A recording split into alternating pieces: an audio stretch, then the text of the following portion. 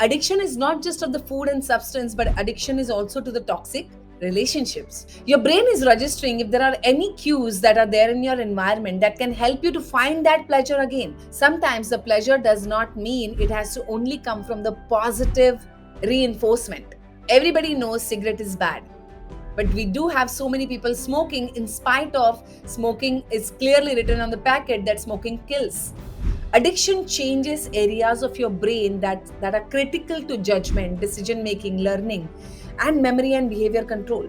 Now, can you break this pattern? Can you break this habit of being addicted to something that is harmful to you? The good news is you absolutely can.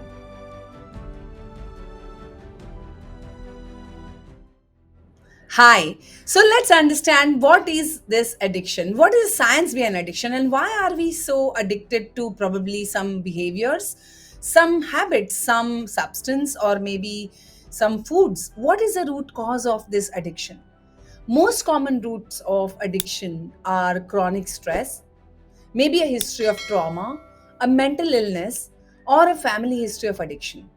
Possibly there is something that's going on emotionally in your space that's making you eat that piece of cake over that salad, or making you procrastinate constantly instead of taking action and being more proactive, or maybe picking up that cigarette when you know it's not good for you.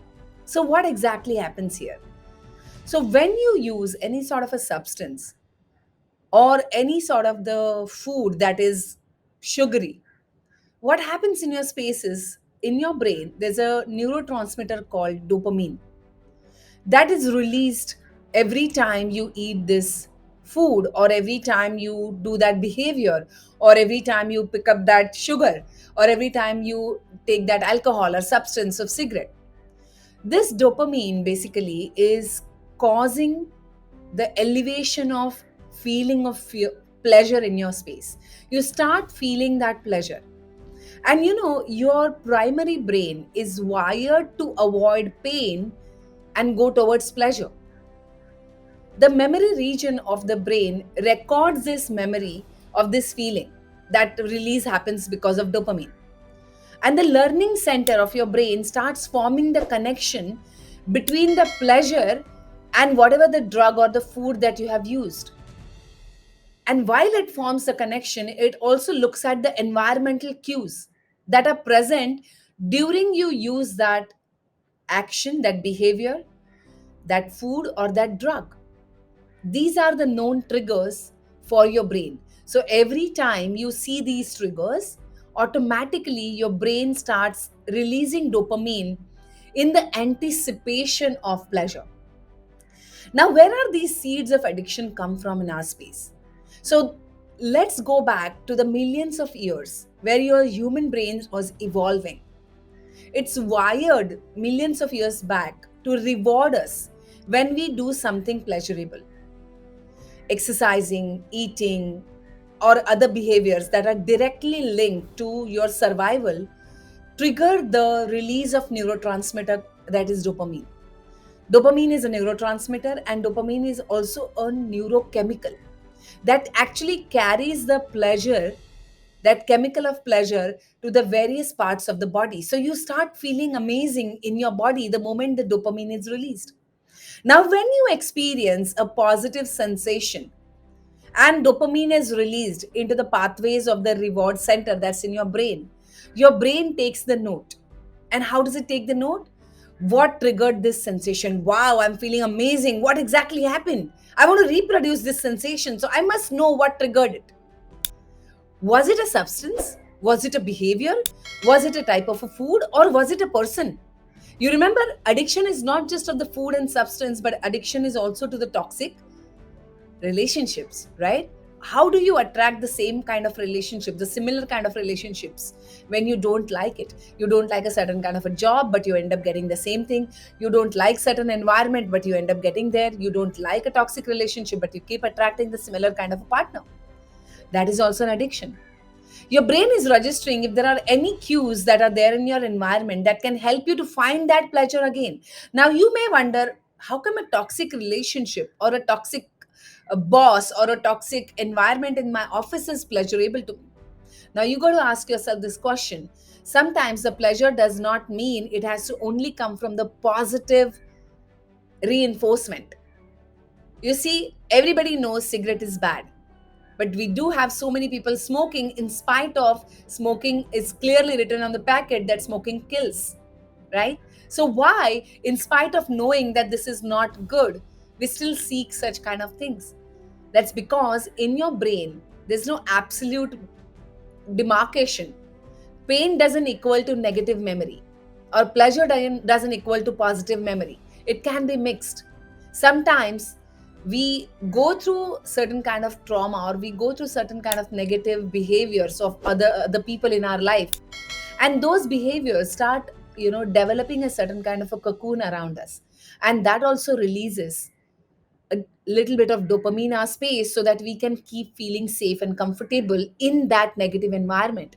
And that negative environment then becomes the trigger for your brain to release dopamine. Now I know it's not a good way to release dopamine, but that's where the addictions are built. Your brain keeps asking this question, like, did this experience came in the night? Who else was there while you were getting this experience? Was there a certain person? What else were you doing at that time? What clothes were you wearing? What kind of an environment was it there? Was it clean? Was it dirty? What was there? When you're exposed to those environmental cues again, you'll begin to feel the same drive to seek out the same kind of a pleasure. This drive can be incredibly powerful and creating an urge that's hard to control. So, addiction, that's the reason most people can't overcome addiction with self control and motivation. They go back right into it because it's too hard a urge to resist that desire. Addiction changes areas of your brain that are critical to judgment, decision making, learning, and memory and behavior control. And that explains why these changes then in turn makes people violent or compulsive and destructive behaviors that people follow through when they're addicted to something. Seeking pleasure is part of human brain. Humans are naturally wired to seek instant gratification since the millions of years. To keep us safe and comfortable in the most adverse situation, our brain looks for immediate pleasure. It doesn't see what's going to happen after this day. This brain is only looking at now. Now I need that pleasure. There's also that fear from the millions of years that what if I don't get to eat this food? What if I'm not alive tomorrow? What if this is not available to me? And what if I'll have to wait for a really long time? So that really explains why we get addicted to sugary foods. Back in prehistoric times, the food was not available so easily, and we were prey to the predators. So, grabbing food quickly before other predator comes and storing it became naturally pleasurable thing. And that's where you start wondering, why are you storing the fat in your body?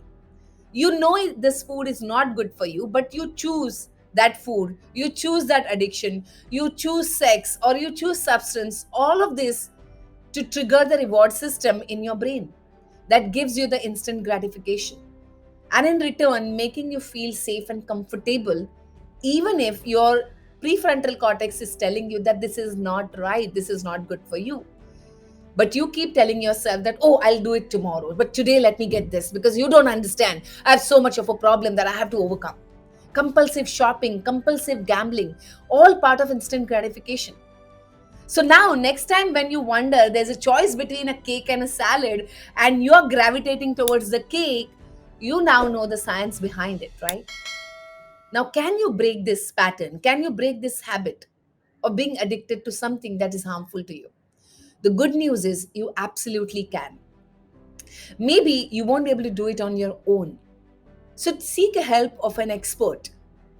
There's no taboo in working on yourself and breaking this reward loop that is putting you into more negative space. You can develop new reward loop. Your brain requires that reward loop, so you can develop it. And how can you develop it? You can develop the same pleasurable experiences in your brain by working out, by taking care of yourself, by meditating, by celebrating small wins.